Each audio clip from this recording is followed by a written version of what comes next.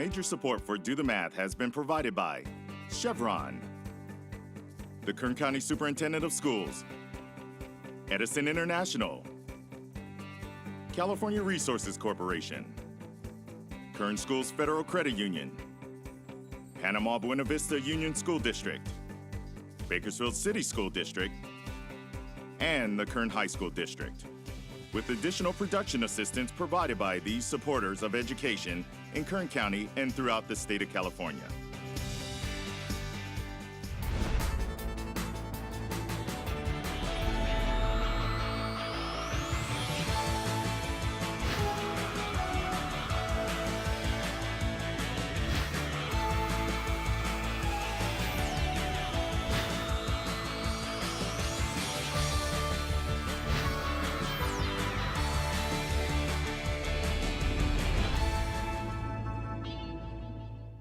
Well, good afternoon and welcome to Do the Math. I'm Michael. And I'm Scott, and we are pleased that you've joined us here on this Wednesday afternoon. Give us a call if you have a math question. The number here in Bakersfield, 636-4357. If you're in San Luis Obispo, you can also give us a call. The number's toll-free, 866-636-6284. You can even email us your math question. Now, you want to watch out about that because today is the last show for a little while. But still, if you emailed us your math question, we would never ignore you. This might take a little while to get back to you. dothemath@kern.org. That's the email address. You can, of course, watch the show online, dothemathonline.net. And if you have any kind of social media, we have accounts on those platforms as well. Facebook, Instagram, Twitter, and YouTube. And as Scott said, we do have phone tutors this afternoon, and today is the final day for live broadcast for the year 2018. Yep, exciting. So if you have something you need to work on, today is the day until 5:30. And also as a reminder, today is the final day for you to have an opportunity to win yourself a couple of tickets to Holiday Lights at COM. So over 3 million lights out of COM this year, and quite the attraction again this year. A lot of people going out already before school's even out. And probably while the weather is fairly nice in the evening, going out and enjoying the lights right there. So today is the final day for your opportunity to win a couple of tickets to Holiday Lights at COM. We have a couple of students waiting on the phone lines right now. We do have a very special guest in studio. We'll get to that young man in a moment. But first, let's take a look at today's Math in the News.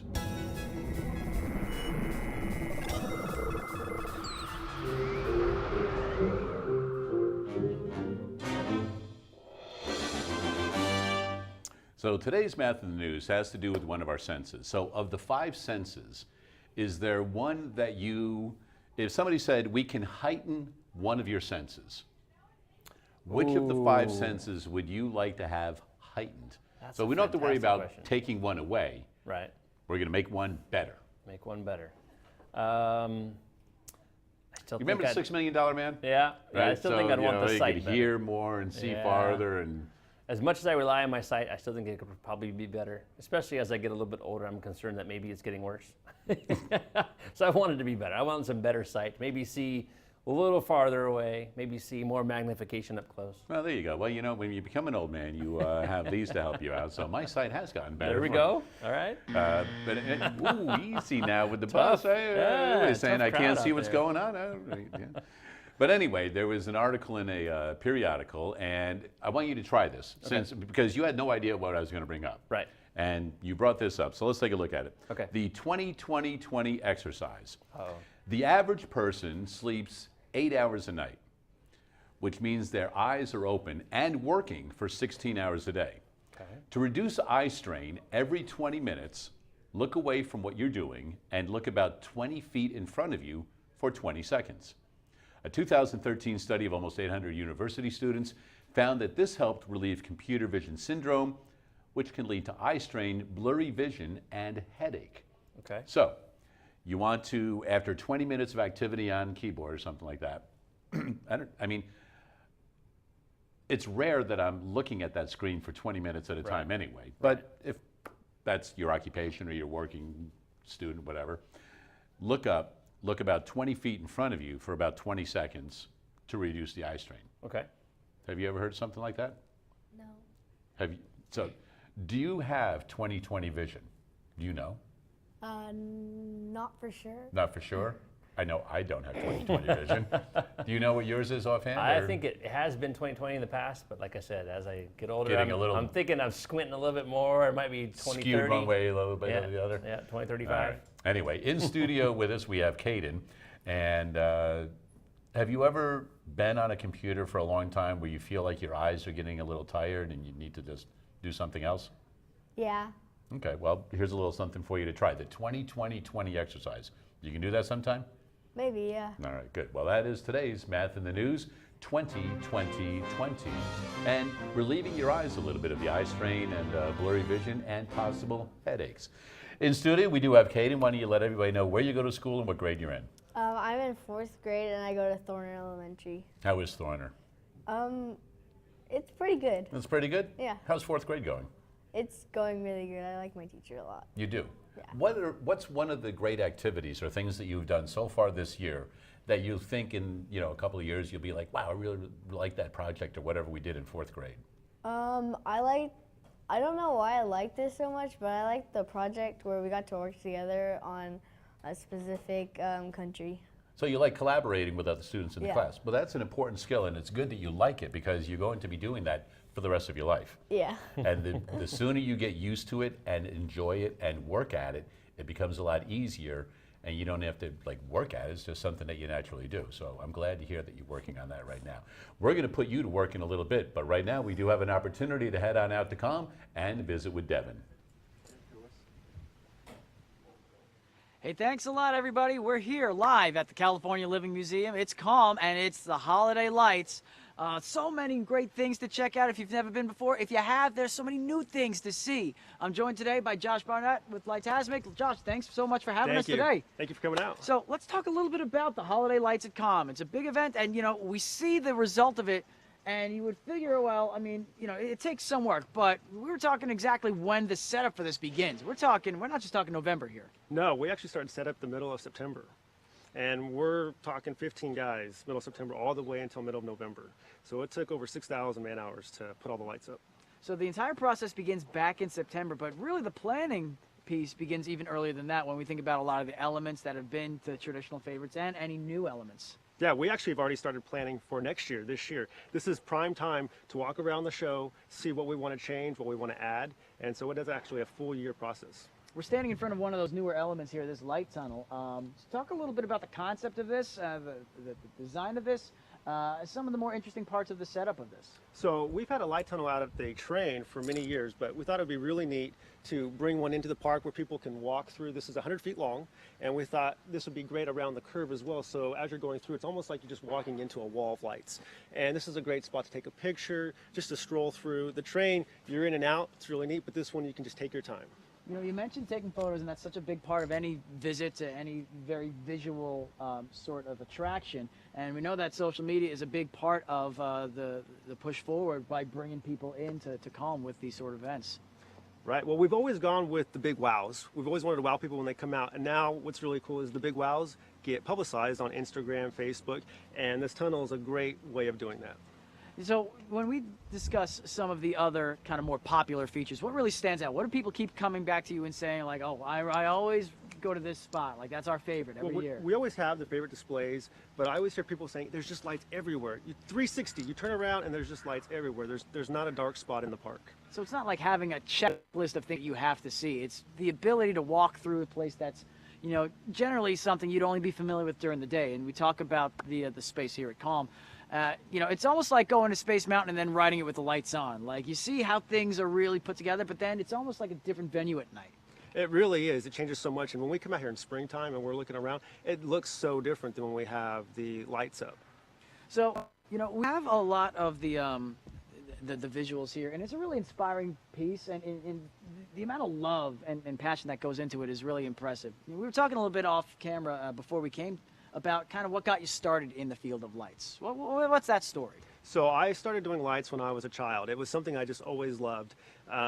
We took a trip when I was about 2 through Vegas. My mom likes to say that's what kind of spawned the whole lighting craze, but I just always loved it as a child. So when we talk about like some of the ideas of design, what are some of the parts of putting together some of these displays that people don't generally consider or think about as they're walking through? Well, we have to think about power consumption, the size, the distance from the path where people are going to view it is important, because if you have something too large, too close, you're not going to get the full effect. So we have to keep that in mind. Power consumption's big. When we talk about coverage of some of these spaces, or even some of the trees here, one of the concepts that I know sixth graders in particular really start to explore is the idea of surface area. And that can very often be confused with generally how they've heard about area of a flatter space. When we talk about surface area with some of the elements, what sort of role does surface area play as far as some of your planning? Well, with these trees, we not only have, like this tree that is here behind us, this is a very large circumference tree, and it starts out large at the base and it gets a little smaller towards the top.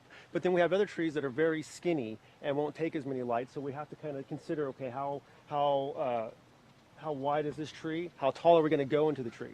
So that plays an important role.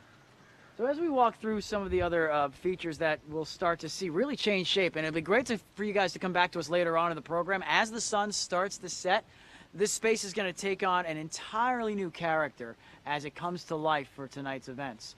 You're going to start to see some of the more tried and true familiar pieces, as well as elements like that tunnel that are brand new to the setting, and how well everything kind of comes together. Obviously taking into consideration some of the exhibits with some of the animals here, are there any kind of memories you have as far as coming through with some of the featured animals here that are kind of memorable as far as their interactions with the events? Most animals are very acclimated to what we do here with the lights. Some of them you'll get to see while you're here. Most of them are asleep, and we don't go towards the bears and some of the other animals that might be bothered by it. And generally, they're kind of off on their own anyway when the guests come in the evening. So when we come back for our next segments, we're going to really take a look at some of the other components here at CALM for holiday lights. But for now, we're going to send it back to the studio. Mike, take it away. All right, thanks for that, Devin. Hey, we do have phone tutors available until 5:30 this afternoon. We have Caden in studio, a fourth grade student from Thorner Elementary. And right now we're going to go to our first phone caller of the afternoon, Nitty. How are you today? I'm great. You're in sixth grade, correct? Yes, All right, I'm in sixth grade. All right, as soon as you're ready, let's hear the math problem that you're working on. Okay, the math problem is a sailboat traveling at 20 miles per hour is followed 4 hours later by a hydrofoil. If it takes 2 hours for the hydrofoil to overtake the sailboat, how fast is the hydrofoil traveling? Wow, that's a lot of information. Okay, so from what I got from that, and correct me if I'm wrong, the sailboat is going 20 miles an hour, and it sounds like the two boats are going to meet in 4 hours. Is that correct?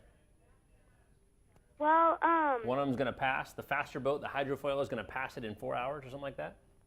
Well, the sailboat's been going 20 miles an hour for 4 hours. Oh, okay. So it's like 4 hours. Okay. And the hydrofoil leaves 2 hours later. Gotcha. Okay, so we'll do my best to draw a little picture here about what's going on, right? Let's say this is hour 0, and we have hour 1 and hour 2, and this is when the hydrofoil leaves at hour 2, right? I'm going to go this way. So, Nidhi, what do you want to do with this problem here? What do you think? I was thinking of drawing a table. Oh, that's a wonderful idea. Okay, tell me what your table is going to look like. Okay, so since there's a formula called distance times rate, distance is equal to rate times time. Oh, I like that. Distance equals rate times time. What a great thing to start off with. Go ahead. I was thinking that we should have a little section that has rate, a little section that has time, and a little section that has distance. That's a good idea. And we can make a little chart out of that, right? Mm-hmm. Okay, sounds good. So the first column, or the first row, excuse me, is going to be the sailboat. How far did the sailboat go? What distance do you have for that? 20 miles per hour. We do know 20 miles per hour, but do you know how many miles it actually went? It went 80 miles. Oh, you're doing some math already, huh? Let's fill in the other ones, and then you can come back to the distance in a minute. What about the rate? What is the rate? How fast is it going? It's going 20 miles per hour. There you go. That's the rate part, right? 20 miles per hour. And how long does it sail? 4 hours. 4 hours. And that's where you got your 80, right? Because 20 times 4, this is 80 miles, right? Mm-hmm. Good. Okay, so what is the rate of the hydrofoil? Do you know how fast it's going? We It don't, doesn't say. do we? We don't really know how fast it's going because that's the question. How fast is the hydrofoil going? But how long did the hydrofoil sail? How long did it go on the water? It went for 2 hours It did go for 2 before hours. it overtook That's the right. sailboat. Before it overtook. And if they started from the same place, how far did the hydrofoil go on the water? 20 miles per hour times 2, which is 40 miles Almost. per hour. Hold on just a second, though. Think about this. Ready? They both started from the same place. If they both started from the same place, they really went the same distance, right? Yeah. They went exactly the same distance. So, what's the distance for the hydrofoil? What's the distance for the sailboat? 20 miles per hour. Right, but what's the distance? The distance. The distance is 80 miles, right? That's the math 80 you miles. did. So we're going to put that 80 miles here for the hydrofoil as well, because they both went the same distance. The question is, how fast was the hydrofoil going to catch up? Okay?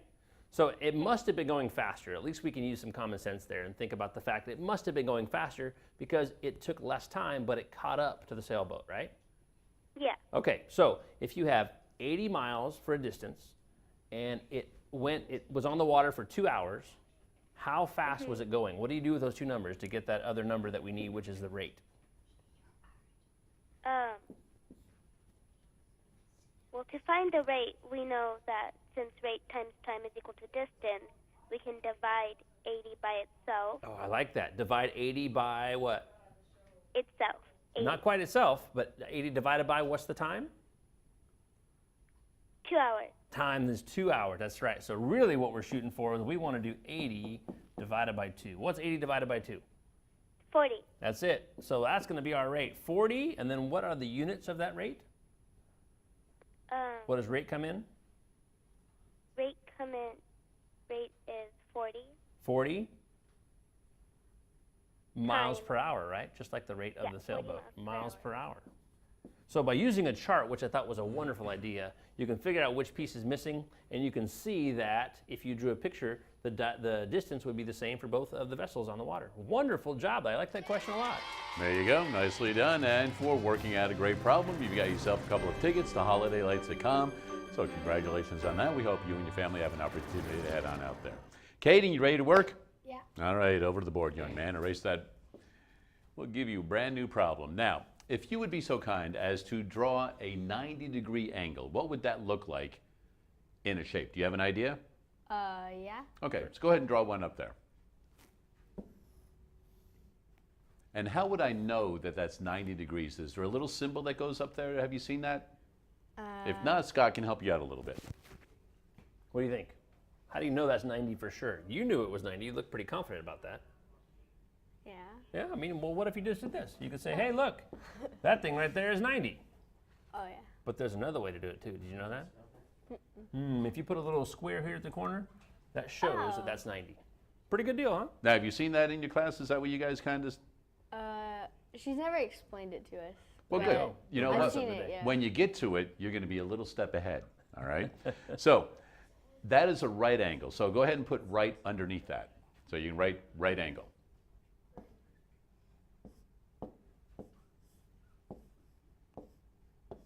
That's it, right angle. Have you heard of any other types of angles yet? Not that I can think of it. Well, what about this? What if you had an angle that was smaller than a right angle? You know what that angle's called? A left angle? Oh, that seems like it'd be the opposite, huh? It'd be like a left angle. No, now what happens if you have a little small animal and it's all furry and cuddly? What do you say? Oh, it's so cute. This is a cute little angle. Look at that. Can you believe that? It's a nice, cute little angle. Now, what if you have a big angle like this? A really big angle, one that's bigger than the right angle. Any idea what that one's called? It's a tough one. No, I don't. That's okay. This is a good word to know, too. This is called an obtuse angle. So now we have some names of some angles, right? Okay. Now we need some numbers. So, Caden, what I'd like you to do is you see the acute is smaller or less than 90 degrees. So what number could go in there? 45? Yeah, there you There go. you go. So why don't you go ahead and label that 45. And that's good estimating because that looks about half of the distance between the right angle you had, right? Yeah. So we know that an obtuse is bigger or greater than 90. So what would you estimate that angle to be at?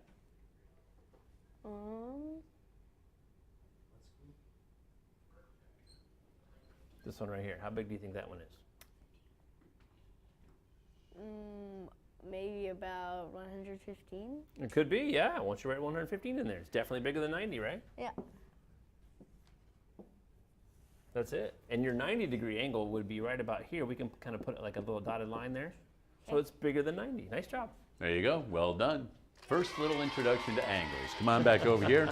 Right now we're going to go back to the phone lines. And do remember, we have phone tutors available until 5:30 this afternoon. The final day to be able to call during 2018. And that phone number, once again, is at the bottom of your screen periodically throughout the program. Jasmine, how are you this afternoon? Hello, Jasmine.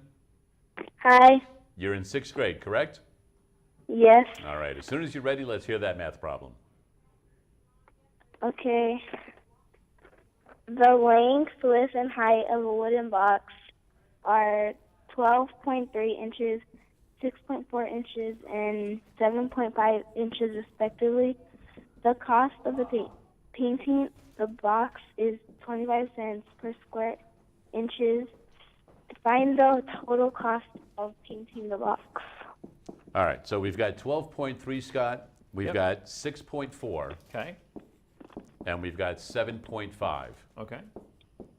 And it's going to cost $1/4 per square inch to paint it, so we're going to need to find the surface area. Wow.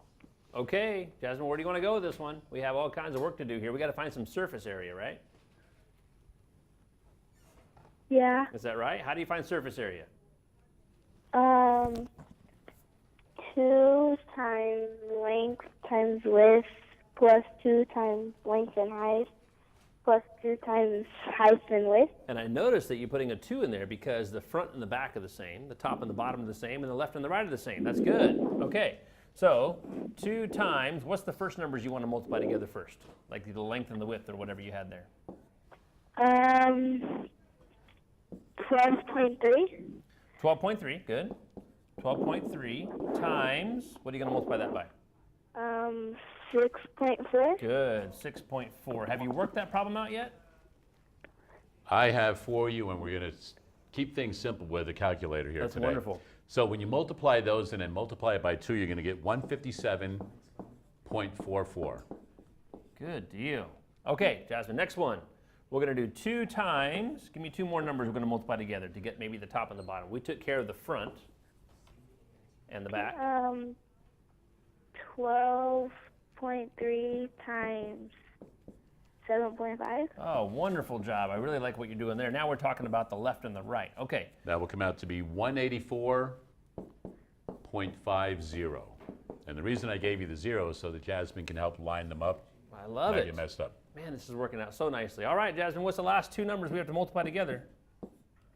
6.4 and 7.5. 6.4 and 7.5. Good job. That will come out to be 96 even. Whoa, that worked out awfully nice for us. I'm going to add a couple zeros in there as well. Now, after you get all those numbers, Jasmine, what do you have to do with all those numbers? Because we want the total surface area, right? Yes. Yep. Can you add them all together? 157.44, 184.50, and 96. I'm going to go ahead and start adding them together as well. We'll see if we end up with the same thing. 6 and 4 is 10, plus 7 is 17. I'm going to carry a 1 here. 9 plus 1 is 10. 8 plus 5 is 13, and 13 plus 10 is 23. Oh, we got to carry a 2 on that one. And 2 and 1 is 4. And if I'm really lucky, maybe someone can check me with a calculator, but I'm pretty sure that I ended up with, we'll see if you ended up with the same thing, 437.94 square inches. Are we all done? No. Not quite, huh? We have to find the cost of the painting. We do, Like that's the exactly box? right. So how would you find the cost of painting the entire box? We have the surface area. By dividing by 25 cents. Almost. You could divide this because you could divide it by 4 and get a quarter. But what you probably want to do if you want to use your 25 cents is you want to multiply by 25 cents because it's all that area times 25 cents per square inch. And that's going to come out to be 109.485. And the reason I gave it to you that way is because I want Jasmine to see how that needs to be modified. I like it. So Jasmine, if you haven't already, write on your paper $109, then there's a decimal, and then we have 485. But that's a really weird number because it's not quite the right amount of numbers for money, right? Yes. So how would you fix 0.485? How would you fix that? Round. Round. Let's round. Which number are you going to round? The 8. The 8. And which number is going to help you round? 5. The 5. Oh, you're doing so well. So does the 5 round the 8 up or do the same? Up. It does. So final answer? Can you give me a final answer there? 109.49. That's it. $109.49. Wonderful job there. Nicely Well done. And Jasmine, you've also got yourself a couple of tickets to Holiday Lights at Com. So congratulations on that. Hey, we do have phone tutors available until 5:30. Scott, you can erase the board. We've got time for yet another caller right now. I do believe we have a 6th grade student from Reagan. And Caitlin, how are you today? Good, how are you? I'm wonderful myself. Let's hear it. I have a volume problem. Okay. Volume, all right. So the dimensions are 9 centimeters, 5 centimeters, and 8 centimeters. And we have a rectangular prism, is that right? Yes. Okay. So 9 and 5, and what was the last one? 8 centimeters. 8 centimeters. Okay, what do you want to do with all these numbers? We're going to find the volume of this whole entire shape, is that correct? Yes. Okay, so how do you find the volume of a rectangular prism? You multiply the length times the width times the height. I like it. Length times width times height. That's a good idea. Okay, Caitlin, let me know. What is the length?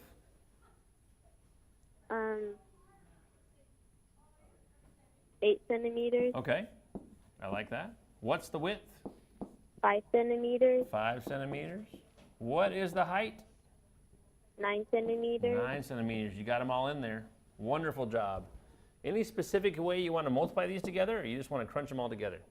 In fact, we can probably do this without a calculator.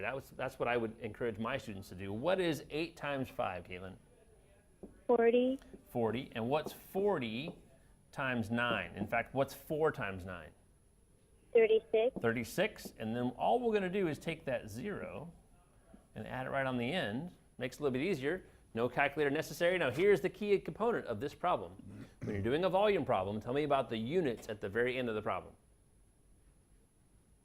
Centimeters cubed. That's it. Oh, wonderful job there, because we have centimeters times centimeters times centimeters. There's 3 of them there. Centimeters cubed is the final answer, 360. I like that problem a lot. Thanks for calling in. Nice work, Caitlin. Thanks on that.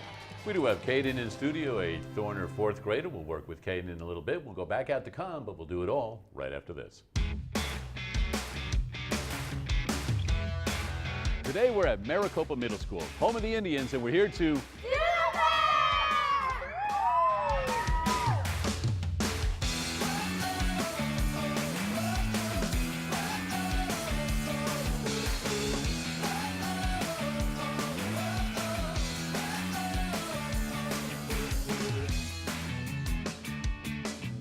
All right, we're back at Maricopa Middle School. We've got some 7th and 8th grade students working on the numbers 1, 2, 3, 4 to see how they can multiply all 4 of those numbers using each one once to get the largest product.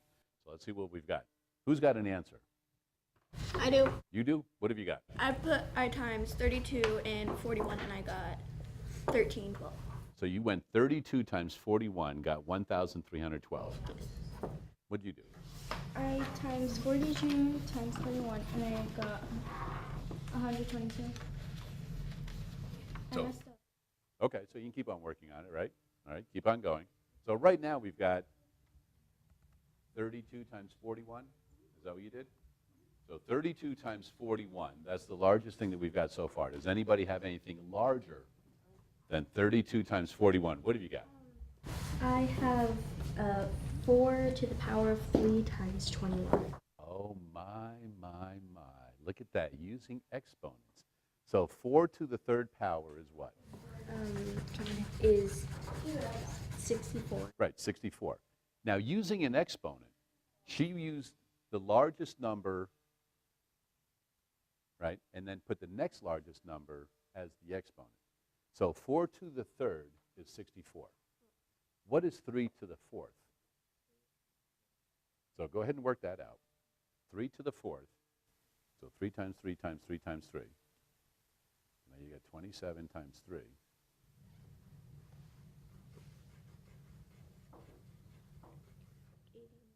Now that's larger than 64, isn't it? So could you make a larger number? Yes. So instead of going 4 to the third, go 3 to the fourth times. You guys see how you can get a larger number that way? By using an exponent? So nicely done using the exponents right there, all right? Now I've got a challenge for you guys, all right, because we saw how you can get a really big number doing it that way using exponents. Here, now, you must set it up like this, all right? It has to be set up like this, where you have a 2-digit number times a 1-digit number. So can you use all 4 numbers? No. There's only 3 spots. All right? Okay? So if there are only 3 spots, and it has to be set up like this, using the numbers 1, 2, 3, 4, what number do you think you're going to eliminate? 1. 1, right? Why do you want to get rid of 1? Because if you like times 1 at the bottom, it would just be the same number. Right. Okay, and you're not going to get much if you put it anyplace else either, right? So, think about that. I'm going to give you guys another minute. See who can come up with the largest product using this format now. All right, go.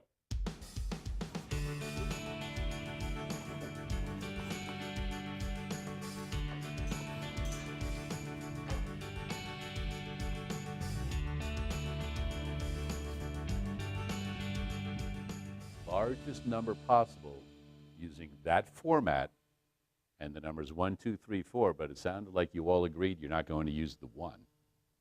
All right? So who thinks they have the largest number?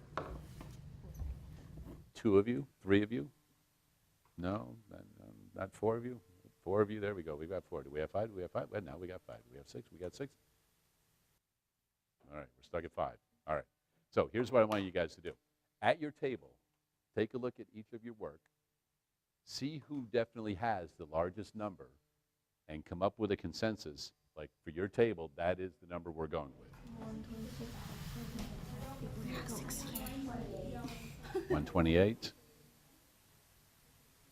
What did you guys come up with as the largest? So you guys all got 128? All right. 128? 128? All right, you know what? You're right at the end right there. Why don't you go on up to the board and show us what your group came up with as the final answer that you think is the largest product.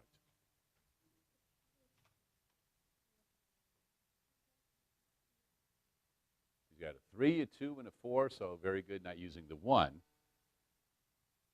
And she came up with 128. Any other answer higher than that? All right, you guys were able to do the challenge right there. Nicely done, using the numbers 1 through 4 in that sequence, using it in that pattern right there. That's how you do it. Easily done. The students at Maricopa Middle School in 7th and 8th grade.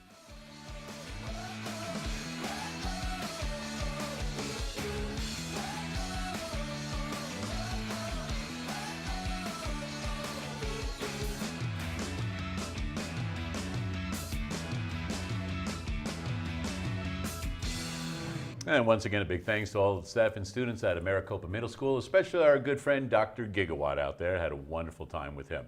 Anyway, we do have a lot going on this afternoon, and right now we have another opportunity to visit with Devin and the folks out at CALM. Hey, thanks a lot. Back here live at the California Living Museum, a.k.a. CALM, with Josh Barnett from Lightasmic as we explore the world of holiday lights. The sun has set behind the mountains over here to the west, and the lights are growing brighter.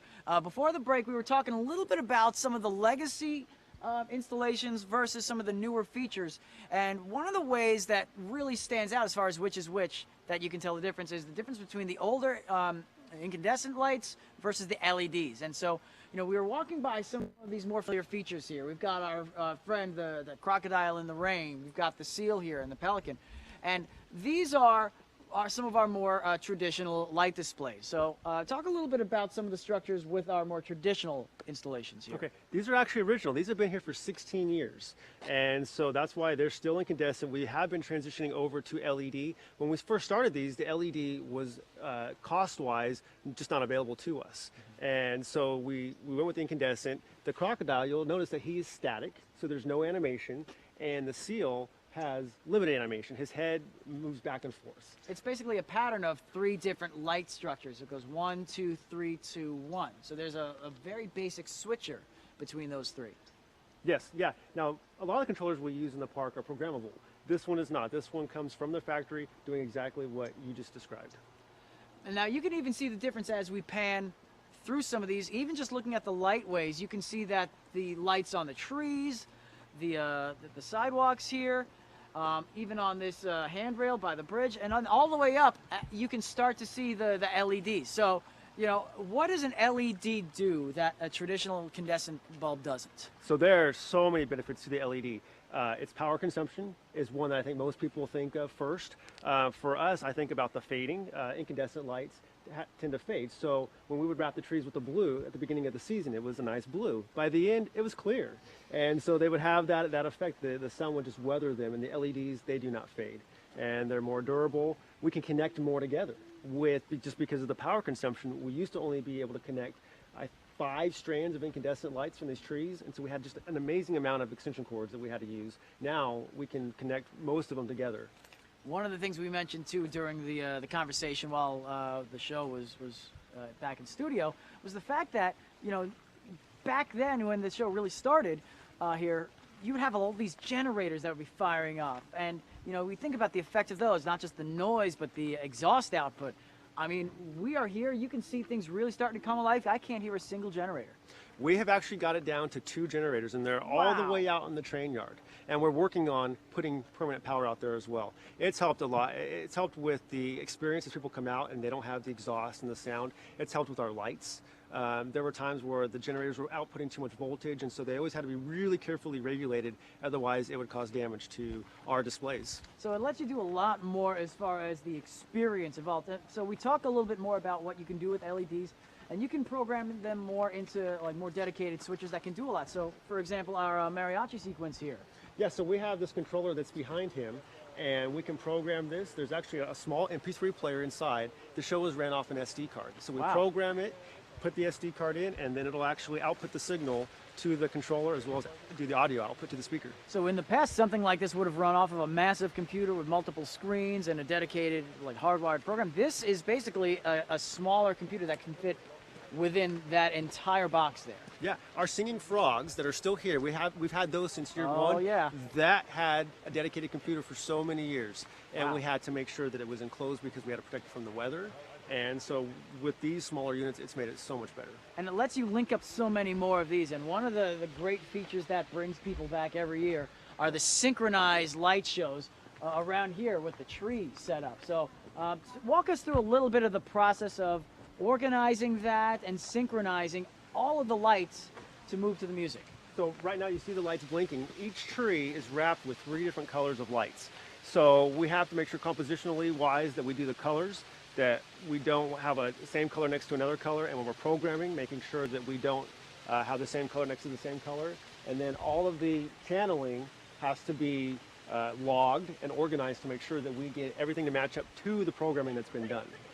And that's going to sync up and cycle out about every, how so, 15 minutes or so? So we have a song that goes about every 10 minutes, but a different song. We have 3 different songs that the trees dance to. So every 10 minutes or so, you're going to see a different light show with a different routine. That's phenomenal. Well, the sun continues to set behind the mountains.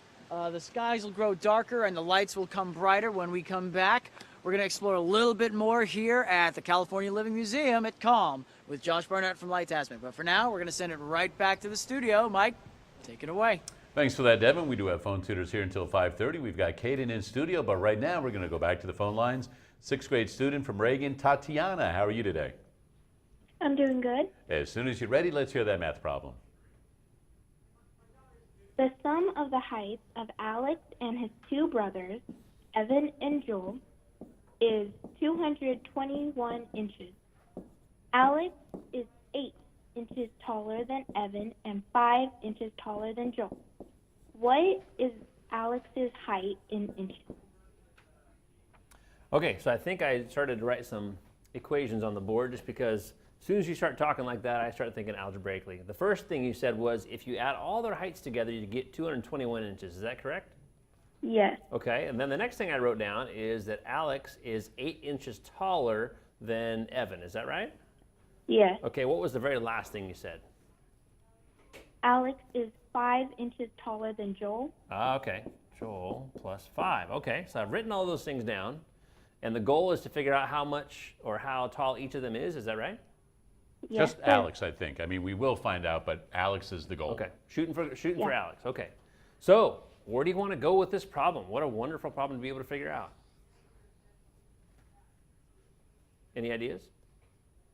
Actually, I don't know. Oh man, it's tough, huh? Well, you have Yeah. 3 different variables, Alex and Evan and Joel. And what I've done is I've come up with 3 different equations. So we could kind of plug some stuff in there if you wanted to. But it might be better just to come up with 2 of them. So for instance, you had Evan plus 8 and Joel plus 5, right? Is there any way you combine those 2 together?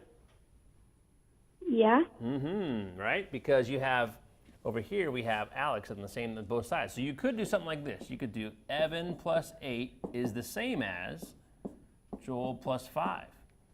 That might help us out a little bit. Maybe. If we did that, we could move this 5 over a little bit. Move this 5 over. And you could have Evan plus 3 equals Joel. Wow, that'd be a pretty good deal. I like that part. So here's what we're going to do. Here's what I've done now. You solved for J. In other words, you know how you have 4 quarters equals $1, and it doesn't matter whether you use a dollar bill or 4 quarters? Same thing, right? Yeah. So what I've done is by putting a couple of these things together, I said, look, Joel is the same as Evan plus 3. So I'm going to put that in that spot. And up here at the beginning, you said Alex is the same as Evan plus 8. Would you agree? Is that what you said? Yes. So we can put this into that spot. So watch what happens when I put all this stuff together. We can get one big equation with only one letter to figure out, and I think we can figure out the rest of them from there. Okay, ready? So instead of A, I'm going to write E plus 8, Evan plus 8. That's like the A, right? And then I'm going to put plus E. And then after that, do you remember what Joel is in terms of Evan, in terms of E? J. E plus 3. That's kind of what we came up with. And at the very end, we get 221. So at the very, our big long equation here is E plus 8 plus E plus 3 equals 221. How many E's do we have total in that equation? 3. 3 of them, that's right. So we got 3E. And we've got 1 minute Oops. left.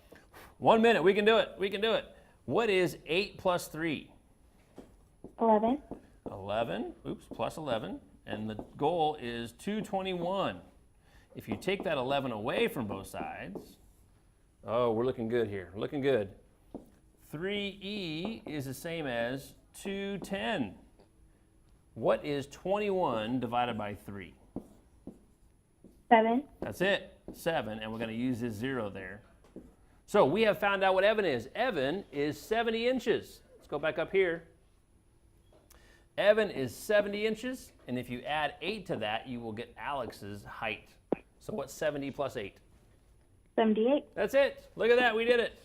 Nicely done, Tatiana. You've got that answer right there. A great problem. And you've also got yourself a couple of tickets to Holiday Lights at Com, so you can go out and see exactly what the boys are talking about today. All right, young man, you ready? Yeah. I know you're well rested. Head on over to the board.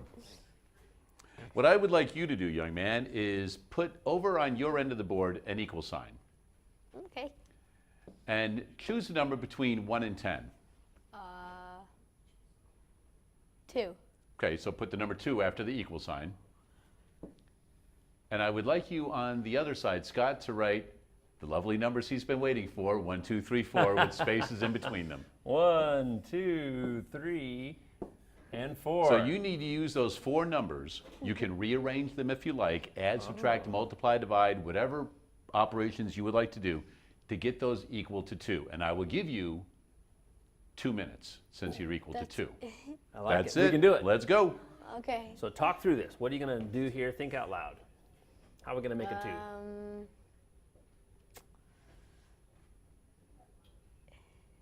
We can try a couple things and erase if you want Try to. multiplying the first 2 numbers. Good idea. Okay, What happens if you so- multiply 1 times 2? 2. Get Yeah. 2. Okay, so we got 2. Okay. What else? We could do. Give an idea. Multiply, divide, add, subtract. What do you think? Give it a try. Add Let's add it together. Good idea. So what's 2 plus 3? 5. 5. Now, can you do anything 5 something 4 to get 2? 5 minus 4? Does that work? No. 5 plus 4? 5 times 4? Not quite. So we're so close. Instead of putting a plus here, what else could you do instead of a plus? Times. You have a good idea. Do it. Let me see you do it. Times. So what's Times 2 times 3? 6. Is 6. Minus and 6 4. minus 4. Okay, so here we go at the top here. We did times, and what's the last one? Minus. Minus 4, and we actually got 2. Good job. I like when that light bulb goes off. That was fantastic. There you go. See, you thought it was going to be a big, hard problem Yep. right there. There's a lot of ways to get that answer right there. You did well on that. So come on over here. We'll give you a break, and I will think of another one for you in just a moment. Right now, we're going to go back to the phones, and our final phone caller of the afternoon, Alina. How are you today? Hi, I'm good. Nice to hear. You're a 6th grade student at Reagan, correct? Yes. All right. As soon as you're ready, let's hear the problem. I believe you were working on surface areas, correct? Yes. All right. Okay. So I need to find the surface area of a rectangular prism. The height is 10.3 feet, the length is 7.1 feet, and the width is 8.5 feet. Okay, so I got 10.3 and 8.5, and what was the other one? 7.1. 7.1. Wow, there's a lot of crazy numbers there. Surface area, right? Yes. Okay, so we found out from that last problem we're going to do 2 times 3 different values, right? Yes. Okay, so what's one of the sides? What 2 numbers are you going to multiply to get one of those sides? 10.3 10.3. times 7.1. 7.1. And on my picture, that's going to give you the front and the back. And then multiply those together and multiply times 2. And we'll end up with 146.26. 146.26. Okay, so we got some people doing some math for us here. What's the next 2 numbers we're going to multiply together, Alina? 8.5 times 10.3. Good, and on my picture, 8.5 times 10.3, that'll give us the top and the bottom. Okay, if you multiply that together and also multiply times 2, because don't forget it's the top and the bottom, we get 175.10. 175.10. What are the last 2 numbers we're going to multiply together? 8.5 times 10.3? No, 8.5 times 7.1. There you go, there's the other 2 we need. 8.5 times 7.1 times 2. 120.70. 120.70, and if you add all those together, you're going to get a final surface area. Before we do that, can you tell me about the units we're going to use at the end of the surface area problem? We're going to do feet squared. Feet squared, wonderful. And I always like to recommend to my students, put that down first so that after you get done with all your numbers, you don't have to worry about what the actual units are. So I'm going to do a little bit of addition here. 6 and 0 and 0, 2. Is that a 7 or 1? Can't remember. 7. That's a 7? 7. All right. So 7 and 1 is 8 plus 2 is 10. I'm going to carry this one over here. This is 12. We have 11, 12, 13, 14, and we're always carrying through the whole thing. 442.06 square feet. That is a lot of square feet. And if you had to do one more step and paint it, you could multiply that times the number or the price per square foot. I like that problem a lot. Thanks for calling. Nicely done, Alina, and congratulations. You also have a pair of tickets to go to Holiday Lights at Com. Thanks for that call. All right, you know what? I'll race the board. I know you were excited about that last one. You want to do another one, right? Yeah. Let me not disappoint. Back to the board, young man. Back to the board. Yay. All right, write an equal sign. Pick a number between no more 0, 1, and 2. You've already chosen that. So between 3 and 8. 8. 8. 8 it is. Write down 8. All right, let's go. You We want got to do 1, 2, 3, 4 again? Or Sure. do you want to do 4? Why not? One. We'll do the 1, 2, 3, 4. 2, 3, 4. And we'll give you guys 3 minutes. Oh, this would be great. We can do it. Okay. Okay. So what do you think? Again, we'll think out loud. Tell us what you're thinking, and we'll see if we can do it. Okay. So. For the first one, you want to add, subtract, multiply, divide. Let's divide. Divide, okay. 1 divided by 2. You're going to get a small number there. Okay. Let's skip the division for now. We're gonna And skip remember, the whole you number. can Multiplication. you can move numbers around if you want to. Oh, you can move them around. Would you like to move them around? Yeah. Okay, let's move them around. What do you want to move where? I want to do 1 times 4. 1 times 4. I like what you did there. Okay, so we have 4 so far, Okay. and we want to get up to 8. And- We've used 1 and 4. It's going to be a tough one, huh? Oh no, I'm stuck. If you want to get 4, there's another way to do it. I think I like the way you're doing. I like the way you're thinking there. What if you want to get 4, instead of doing 1 times 4, what if we did 1 plus 3. 3? There you go. Okay. So now we have 4 I here have again, 4. and we have, Okay. but now instead of having the other numbers left over, we have 2 and 4 left over. Okay. So how do we go from 4 to 8? You could do 4 plus 4, or you could do 4 times 2. 2. So how do we make a 2 out of those other numbers? We have a 2 and a 4 left. Square of 4. Or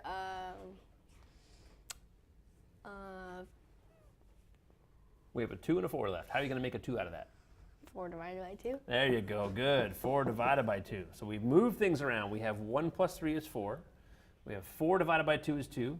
And if you multiply 4 times 2 together, Okay. 8. you get 8. Look at that. I like it. Well done. And this is a multiplication problem there. Little parentheses is always kind of fun to put in there to make sure we do them in the right order. There you go. I was going to say, we're going to need parentheses in there someplace. And I think we have a moment left. So what I'd like you to do is put an addition symbol between all of the numbers. Okay? It's 10. That equals Now, 10. how can we make that? You have to put one other mathematical symbol on a number, and that will work. You can do it. And you may Wait, not have what? seen this symbol yet, Wait, which is think you have- mathematical symbol? Right. So What we're do going you to keep mean all by the plus signs. Okay? that? Okay. But we're going to do something to one of the numbers and see if we can still make it equal 8. Right now, what did you say it equals? 10. 10. So it's too much, right? So we want it to be a little bit less. Can you make a 1 less? Not really. Not Can you make a really. 2 less? You could. Let's look at this number 4 here. You said it earlier. What can you do with a 4? A square Yeah, a square root. root. Tell me about that. What's the square root of 4? 2. It is 2. So if you took this one and did the square root of 4, you get a 2. Add them up together. Ready? 1 plus 2? Is 3. 3. 3 plus 3? 6 6 plus 2? is 8. Is 8. There you go. Nicely It done. is Got it possible. completed another way. And you know what? There are another 20 ways that you can solve that problem Yeah. right there, but we're not going to make you do those right now because we have our one and final opportunity to head back out to visit with Devin and the folks at CALM. Hey, thanks a lot. Back at California Living Museum, it's calm, and we're here with Josh Barnett, wrapping things up on a wonderful Wednesday evening as the dusk has started to set in. The lights have continued to glow. We're under the Winter Wonderland scene, and another one of our newer elements. This is one of the walkways that is more familiar, and as they enter through, they are greeted with Old Man Winter this year. Yeah, this is actually a display that we've reimagined. We've had Old Man Winter here from day one, and last year we said, you know, what can we do this year? The technology has advanced a little bit. What can we do to reimagine him? So we actually decided, well, while we're going to reimagine him, let's do a whole brand new design and then light it in LED and then add these RGBs to really give the effect of the wind blowing as you're going into the Winter Wonderland. Now, we mentioned RGB. That stands for red, green, blue. And it's centered on the idea that any color that exists can be created through a combination of different values of reds, greens, and blues. So every single one of those bulbs is comprised of actually 3 different bulbs. Right, each one of those bulbs is 3 different channels, and in the computer we can actually there's sliders that we can go and adjust the hue for each color. So each precise color, each hue, is measured by a different ratio. It's like a triple ratio of the 3 red, green, and blues from 0 to 255. That's right. So those are something that you can play around with if you're looking to experiment with color. It's the same concept that applies to making these LEDs work here. To bring Old Man Winter down, to blast the winter wonderland. There's so many different elements to explore here, and it's part of the tradition here at COM with the Holiday Lights. I'm joined right now by Lana Vane. Lana, thank you so much for being here. Hey, Good evening. Holiday Lights, the big fundraiser here for It COM. is. It sure is. It has brought us the Cats of California exhibit, the California Coast Room, numerous things that aren't a big exhibit feature, but nevertheless that we do still need to have out at the California Living Museum. So it really does bring us so many things. I said it before, I'll say it again. Every time you buy a ticket for Holiday Lights, it's an investment in COM. And that's not the only way that you can support through the Holiday Lights. There's so many different volunteers that take part with the show each year. And if people wanted to become a part of the program, they could volunteer. They absolutely can. From about December 21st on is when we still need volunteers to the end of the event. So they give us a call, we put them on the schedule, and that's exactly what we need to do, to get volunteers. We need about 25 volunteers each night, 36 nights, so we're talking around 900 volunteers to make this happen. So we kind of were crunching the numbers, and we have some volunteers that have been here for all 16 years. So if there are people watching that are looking to get involved, how can they reach out? They give me a call. I Oh. put them on the schedule at 871-1822 is my direct line, and we'll get you in there. Well, Lana, thank you so much as Thank always you. for having us. Josh, Barnett too, and as always with our community partners with Do the Math, we want to thank you with our traditional Do the Math tile. Why, That can thank go you right very in there. much. Look at that. Very nice. Thank you. Thank you as always for having us. And if you're interested in coming down, open every night through the holiday season. But for now, we're going to send it back to the studio for the final time. Mike, take it away. All right, thanks for that, Devin. Hey, we do have phone tutors available until 5:30, even though the broadcast will end in just a couple of moments. We do want to wish everybody a happy holiday season, and as a reminder, we'll be back on, I think it is January 8th, the first Tuesday when we come back. So January 8th, we'll begin once again live broadcasting. And we want to also say thank you to all of our phone callers this afternoon, and especially Caden for coming in this afternoon. Did you have a good time? Yeah, definitely. Well, you know what? You are now our newest ambassador for Do the Math. You know what that means? No. You need to let other kids know about Do the Math, and part of that is wearing the official uniform. Do you know what the official uniform is? Not exactly. Well, you have to have a shirt so that you can tell everybody about it. So let's see what you're wearing today. Go ahead and show that to the camera. Look at that. The young man comes Look at dressed, that. ready to go. Ready to go. Our newest ambassador. All right, so all you have to do is wear that on Monday, Wednesday, and Friday from now on. Can you do that? I It guess, gives you a little time to wash it in between, right? You're a young kid out being active and all like that, so 3 days a week is good. Anyway, hey, we do have phone tutors available until 5:30 this afternoon. And until we meet again, continue to do the math.